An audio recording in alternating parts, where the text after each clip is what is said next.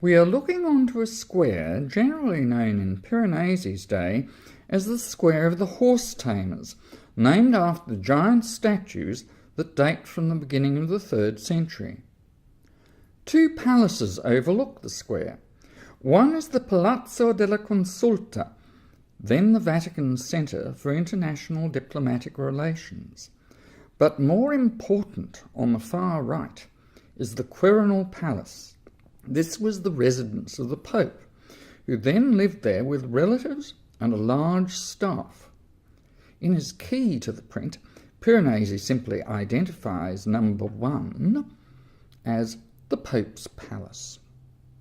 To the left, the Papal Guard can be seen drilling outside their barracks, the building just behind them.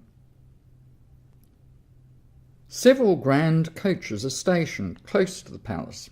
They undoubtedly belong to aristocrats having audiences with the Pope, or perhaps one belongs to a French or Spanish diplomat who has come to press his nation's interests in talks with Vatican officials at the Palazzo della Consulta. To the left of the statues, the two men in the foreground are undoubtedly members of religious orders, identifiable by their distinctive shaved heads, known as tonsures, and by their habits.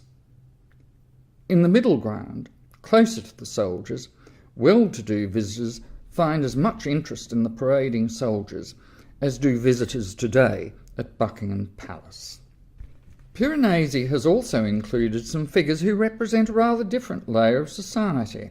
On the far right, the little group of men carrying long rods might well be pilgrims, perhaps hoping for a glimpse of the Pope coming or going from the palace. But the ones who raise the most interesting questions are the men seated on fragments of ancient columns just in front of the statues. These ruins are imaginary artistic additions. By Piranesi's time, the square had been thoroughly cleared and levelled. So what are they and these men doing here? They invite us to make a comparison between the classical Roman world and that of Piranesi's day.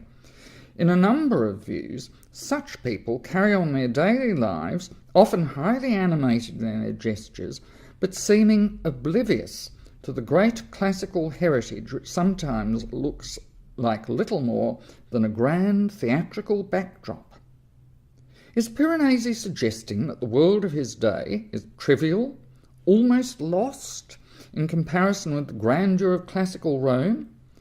Or is he suggesting something about the vitality of ordinary life and the decay of past grandeur?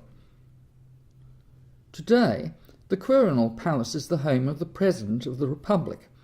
Many sections of the palace were built in the first half of the 17th century, but extensions were still being made during Piranesi's lifetime.